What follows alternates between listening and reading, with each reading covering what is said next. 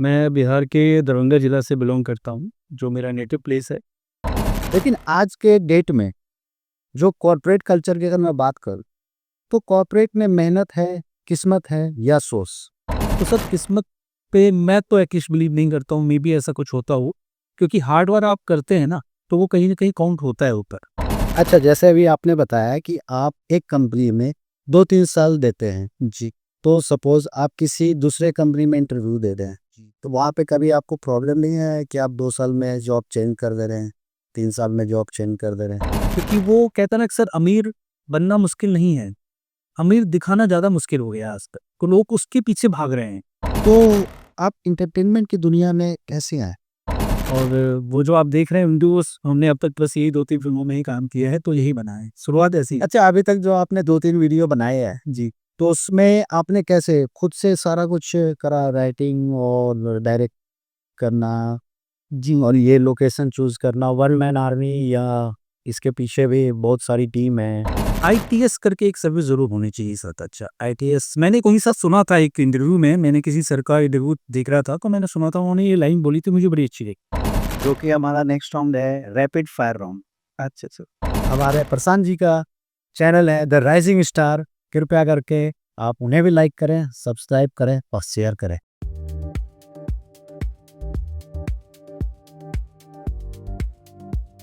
Hello friends, स्वागत है आपका अपने show the VIP talk show में। और यहाँ पे हम उन मुद्दों की बात करते हैं जिनके बारे में लोग सोचते तो जरूर हैं, बट कभी बात नहीं करते। तो इस पॉडकास्ट में आज के हमारे मेहमान हैं मिस्टर प्रशांत कुमार मिश्रा जी।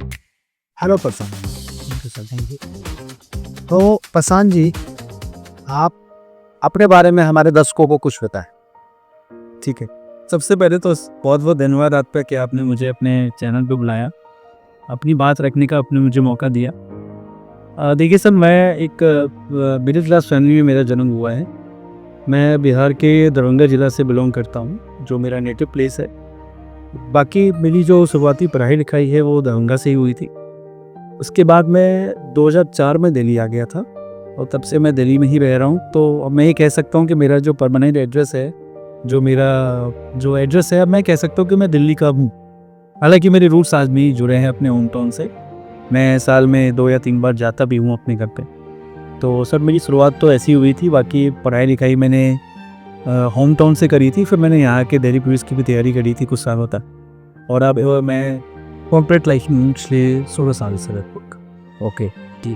तो कॉर्पोरेट लाइफ में जो आपके साथ उतार चढ़ाव नहीं, क्योंकि सबकी ज़िंदगी में आज के डेट में उतार चढ़ाव है और मिडिल क्लास फैमिली में अगर देखें तो ज़्यादा है। तो सर, आप कुछ हमारे दर्शकों को अपने ज़िंदगी का जो भी आपने अनुभव किया है वो कुछ लम्हाते शेयर करें।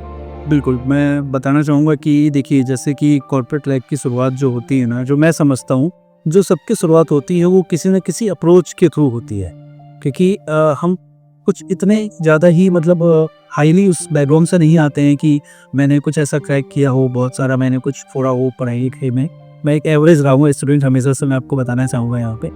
तो जो मेरी पहली जॉब थी वो मेरे अंकल के थ्रू मेरे एक रेफ़रेंस था, जिससे मैंने शुरुआत करी थी अपनी पहली जॉब।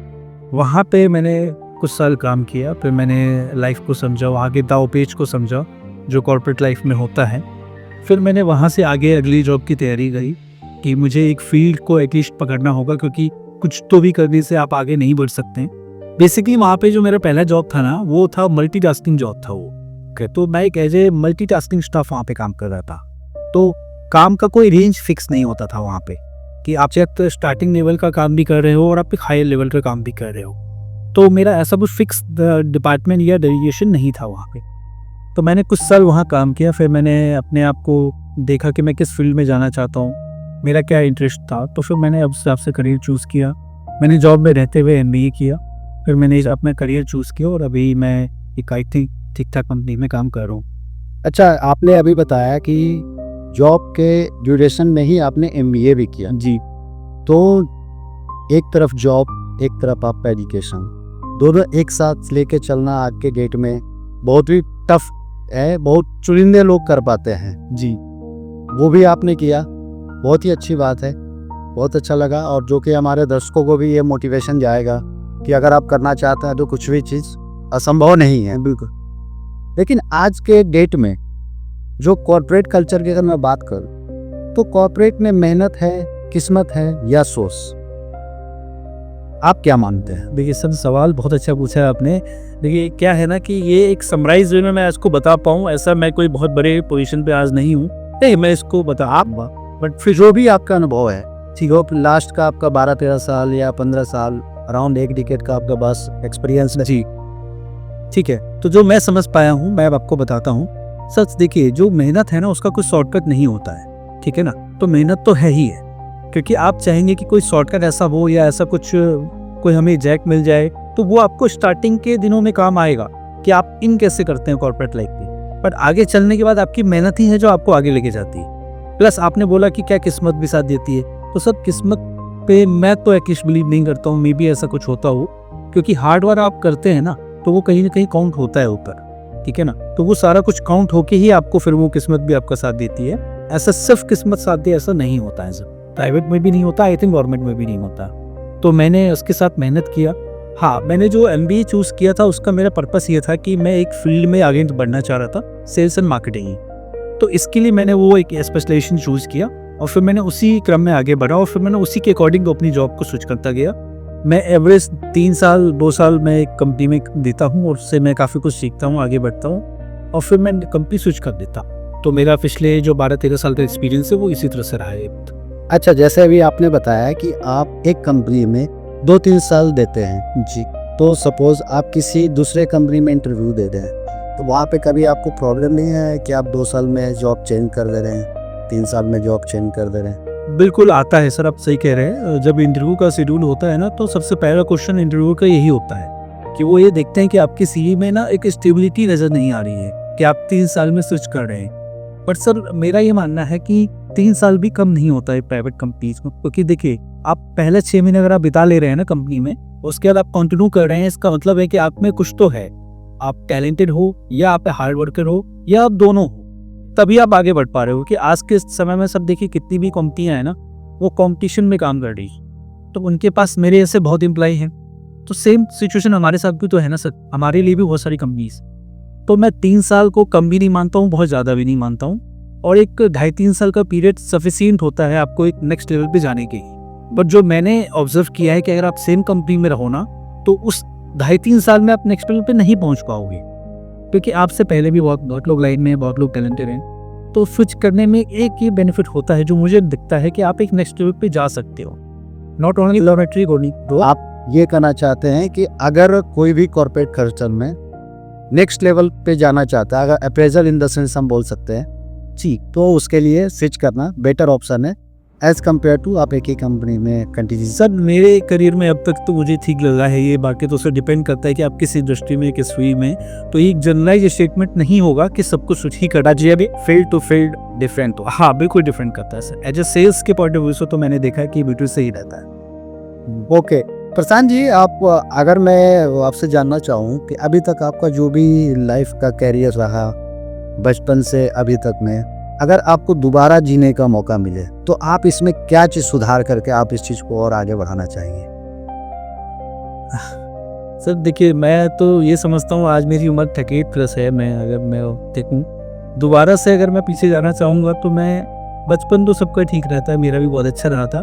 तो मैं अपने पढ़ाई के बाद वाले जो लाइफ है वहाँ से शुरुआत को ठीक करना चाहूँगा कि पढ़ाई में अगर मैं कुछ और नेक्स्ट लेवल अचीव कर पाता। तो मेरी फैमिली में सर देखो मैं आपको बताऊं, सब लोग गवर्नमेंट जॉब में हैं, ओके दैट्स गुड, और मोस्टली गवर्नमेंट जॉब से रिटायर भी हुए हैं। तो मैं ये चाहता हूं कि जब मैं अगर पीछे जा पाता, ठीक कर पाता, तो मैं भी सर अपने उस करियर को उस तरह से मोड़ पाता कि मैं गवर्नमेंट जॉब को पहले प्रेफर देता, उसके लिए उस तरह की मेहनत करता, उस लेवल की पैशन व डेडिकेशन चाहिए होता, वो मैं कर पाता। क्योंकि मैं थोड़ा सा क्रिएटिव था आई थिंक बचपन में, जैसा सब लोग कहते हैं। तो मैं पढ़ाई से ज़्यादा बाकी चीज़ों पर मैं ध्यान देता था, तो उस चीज़ को मैं ठीक कर लेता शायद से, अगर मैं कर पाता तो। ओके, तो इंडिया में आज के डेट में जो भी हमारे यूथ हैं जी, ये आप क्या इनके बारे में कहना चाहते हैं कि ये रियल लाइफ में जीते हैं या शो ऑफ में जीते हैं? सर यूथ तो मैं भी हूँ, पहली बात तो मैं ये कहना चाहूँगा कि देखिए वो एक ना मैच्योरिटी होती है सर, वो एक टाइम के साथ ही आता है। कहते हैं ना कि अगर वोट डालने की एज और इंडिया में 18 साल के बाद रखी गई है ना, तो कुछ सोच समझ के रखी गई, क्योंकि क्या है ना कि 18 साल के बाद से ही आप में वो समझ आनी शुरू होती है कि आप ये डिसाइड कर पाते हो कि आप किस पार्टी को वोट देते हो। एक एग्जाम्पल है। तो इसी तरह से मैं समझता हूँ कि आपके अंदर मैच्योरिटी जब आती है ना, तो आप ये फर्क समझ जाते हो कि शो ऑफ करना ज़रूरी नहीं है, आपको खुद में सेटिस्फेक्शन लाना ज़्यादा ज़रूरी है। क्योंकि वो कहता ना कि सर अमीर बनना मुश्किल नहीं है, अमीर दिखाना ज़्यादा मुश्किल हो गया आज तक। तो लोग उसके पीछे भाग रहे हैं कि मुझे दिखाना है कि मैं अमीर हूँ, आप एक्चुअल में नहीं हो। तो ये चीज़ मेरे ख्याल से यूथ को नहीं करना चाहिए, बट हाँ वो समझ उनको अभी नहीं आएगी आई गेस। तो यूथ के भी ना बड़ा लंबा वो पैरामीटर होता है, ब्रैकेट होता है। 18 साल के बाद वो यूथ कहलाते हैं, पर वो यूथ तो 40 साल तक भी रहते हैं ना। तो 12-32 से वो 22 साल का जो गैप है ना, उसके भी अंदर फेजेस होते हैं। तो वो आई थिंक जो आपके ऑडियंस है ना, वो अभी टाइम बाय टाइम समझ पाएगी कि आपको शो ऑफ में नहीं जाना चाहिए। अल्टीमेट जो सेटिस्फेक्शन मिलता है ना, आपके अंदर से आपको मिलता है कि हाँ जो आप कर रहे हो ठीक है। कि मतलब ये बोल सकते हैं जैसे लड़के पढ़ाई के बाद कॉलेज में आते हैं तो उस टाइम पे उनको शो ऑफ का शौक रहता है। सर वो भी ठीक है ना, होना चाहिए। मैं तो कहता हूँ देखिए, गलती करके ही पता चलता है आपको कि क्या नहीं करना चाहिए। बिल्कुल, अगर आप करेंगे ही नहीं तो आपको ये रहेगा ना कि यार मैंने वो तो किया ही नहीं अपनी लाइफ में कभी। तो वो जितना अर्ली आप गलती कर लेंगे ना, उतना सही रहता है आपके आगे की लाइफ। आपके इस जो आपने स्टेटमेंट दिया ना, इस पे एक कहावत है कि जो शिक्षा स्कूलों में नहीं मिलती वो ठोकर खाने से मिलती है। बिल्कुल है, सही है, ये तो सर सिंपल है, बिल्कुल हेल्पफुल। क्योंकि सर क्या है ना, आप अगर गलती करोगे ही नहीं ना, तो आपको पता ही नहीं चलेगा कि क्या नहीं करना चाहिए। आपके फ्रेंड सर्कल में कुछ लोग ऐसे भी होंगे जिनके साथ आप बैठना नहीं चाहते होगे, बट आपने वो कैसे डिसाइड किया? जब आप उनके साथ बैठे हो तभी ना। अगर कोई बैठोगे नहीं तो आपको पता ही नहीं चलेगा कि इनके साथ नहीं बैठना है। तो गलती करोगे जब आपको पता चलेगा कि क्या नहीं करना है, वो भी जरूरी है करना गलती। जी बिल्कुल। तो प्रशांत जी, मैं ये जानना चाहता हूँ कि आप कॉर्पोरेट लाइफ में काम कर रहे हैं और अभी अच्छा सारा कुछ चल रहा है जी, कैसा? तो आप इंटरटेनमेंट की दुनिया में कैसे आए? क्योंकि मैंने अभी पिछले वीक आपके कुछ वीडियोस देखे यूट्यूब पे, कि बहुत अच्छा रिस्पांस था, व्यू भी था, बहुत सारे कमेंट्स भी आए थे। आप शॉर्ट फिल्म्स की बात करें हैं वो बिल से ठीक है, तो कैसे आपका आना हुआ? मतलब सर देखिए, ये एक ना इंसिडेंट हुआ है लास्ट ईयर मेरे साथ। मैं इसको इंसिडेंट बोलूँगा। शुरुआत ऐसा हुआ कि एक हमारे बहुत खास दोस्त हैं, मित्र हैं, उनके साथ मेरा बहुत पुराना संबंध है, तकरीबन 12-13 साल से। तो उनके थ्रू मैं एक ऐसे भैया से मिला कि जो ऑलरेडी इस फील्ड में काम कर रहे थे पहले से। वो राइटर आर्टिस्ट भी है जी, उनका खुद का चैनल भी है और काफ़ी टाइम से वो काम कर रहे थे। तो वो मेरे फ्रेंड ने उनसे बुलवाया मुझे, तो एक नॉर्मल मुलाकात हुई थी। तो उन्होंने बोला कि ऐसे ऐसे हम एक यूट्यूब पे शॉर्ट फिल्म बना रहे हैं, तो आपके लिए भी उन्होंने मेरे लिए भी एक रोल मेरे को दिया था छोटा सा। तो मैंने उनके साथ काम किया, मुझे अच्छा लगा। मैंने कहा कि हाँ मैं ये कर सकता हूँ। क्या है ना कि करने पे पता चलता है कि आप वो कर पाओगे या नहीं। और कहीं ना कहीं सर आप ये भी कह सकते हो कि मेरे अंदर ना वो एक्टिंग का भी था दौरा। वो कैसे ना सर रहता है ऐसा कि कुछ एक ऐसा प्लेटफॉर्म तो मिले, मैं क्या करूँ, मैं कहाँ से शुरू करूँ। तो वो एक मुझे ब्रेक मिल गया, आप कह सकते हैं। तो उनके साथ मैंने काम किया कुछ 2-3 फिल्मों में। तो वो मैंने खुद को जब अपने आप को देखा कि मैं ऐसा कर पा रहा हूँ, तो काफ़ी गलतियाँ नज़र आती हैं कि मुझे ये नहीं करना चाहिए, ऐसा नहीं करना चाहिए। फिर उनके डायरेक्शन में, उनके लीडरशिप में मुझे काफ़ी कुछ सीखने को मिला कि हाँ ऐसा होता है। तो वो चीज़ें अब तक जो मन में थी ना, वो खुल के सामने आ गया। तो फिर उसके बाद थोड़ा सा क्या हुआ ना कि मैंने अपने एक स्टोरी पे काम करना शुरू कर दिया कि मैं मेरे पास एक स्टोरी है, उसको काफ़ी टाइम लगाया, उसको बड़े अच्छे से उसको फिल्म में उतारने के लिए मैंने उसको स्क्रीन प्ले किया अपने माइंड में। फिर मैंने उसको जब प्ले करना चाहा ना, तो वो भैया जो है उनसे कुछ बात बन नहीं पाई मेरी इस चीज़ को लेकर के कि मैं इस फिल्म को बनाना चाह रहा, क्योंकि उनके अपने कुछ प्लान्स थे, उनके अपने कुछ टारगेट्स थे। तो फिर उनके साथ मैं नहीं कर पाया फिल्म। तो फिर मुझे अलग करके एक अपने चैनल बनाना पड़ा। फिर वहाँ से इस चीज़ की शुरुआत हुई। तो आप जो चैनल देख रहे हैं राइजिंग स्टार फिल्म्स, वो हमने ही शुरू किया था, मैंने और हमारे फ्रेंड ने।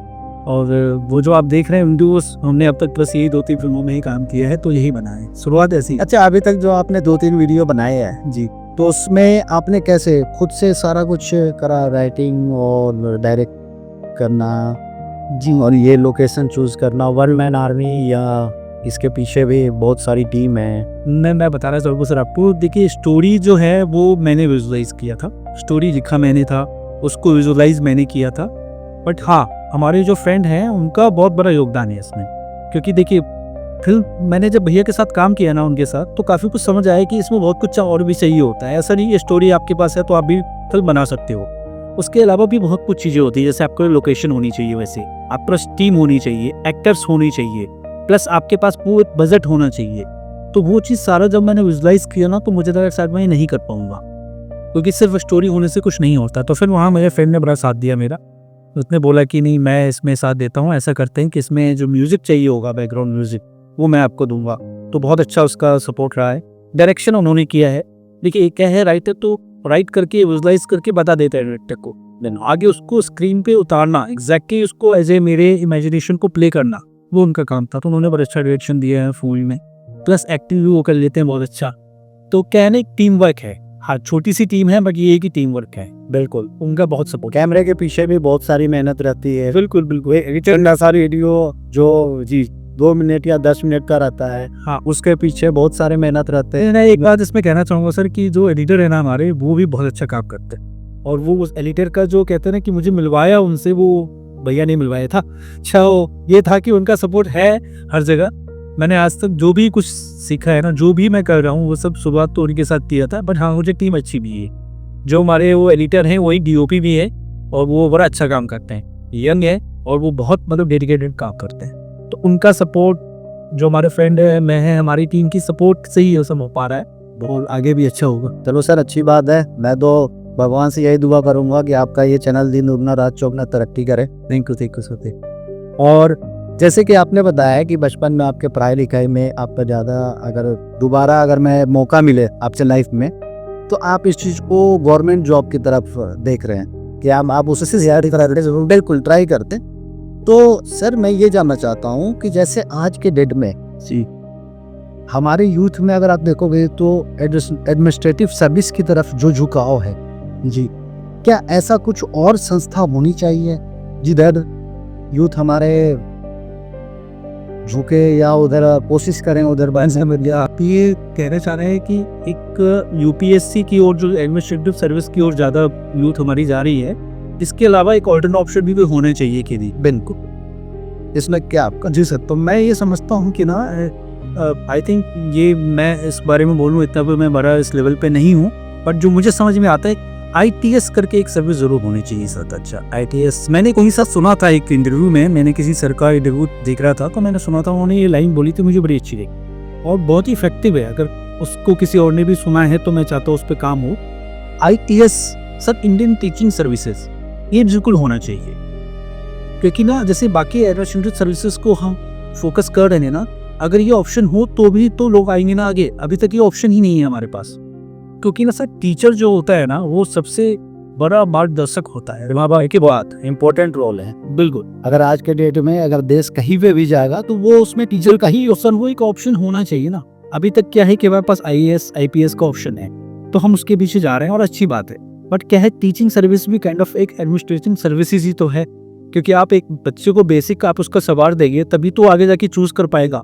उसकी अपब्रिंगिंग जो घर में हो रही है माँ बाप के द्वारा, उसके अलावा भी तो एक अपब्रिंगिंग होनी चाहिए ना। तो कि ITS जरूर से होना चाहिए सर, मेरा ईमान। ओके। तो प्रशांत जी, अब हम अपने नेक्स्ट राउंड की तरफ मूव करते हैं, जो कि हमारा नेक्स्ट राउंड है रैपिड फायर राउंड। अच्छा सर, ठीक है। तो रैपिड फायर राउंड में प्रशांत जी, पैसा या सुकून? सुकून। पैसा या सिक्योरिटी? पैशन। फैमिली या फ्रीडम? इज्जत या फेम? इज्जत। दिल या दिमाग? दिमाग। डिग्री या skill? Skill. Thank you Prashant जी, हमारे शो में आने के लिए, और आपने अपना कीमती समय निकाला और आपने अपना अनुभव हमारे दर्शकों के साथ शेयर किया। इसके लिए बहुत बहुत धन्यवाद। और अगर हमारा वीडियो आपको अच्छा लगा हो तो कृपया लाइक करें, सब्सक्राइब करें और शेयर करें। अगर आप भी हमारा मेहमान बनना चाहते हैं तो हमारे नीचे अबाउट सेक्शन में मेल आईडी लिखा हुआ है, उस मेल आईडी के थ्रू आप हमसे संपर्क कर सकते हैं और आप भी हमारे नेक्स्ट वीडियो के मेहमान बन सकते हैं।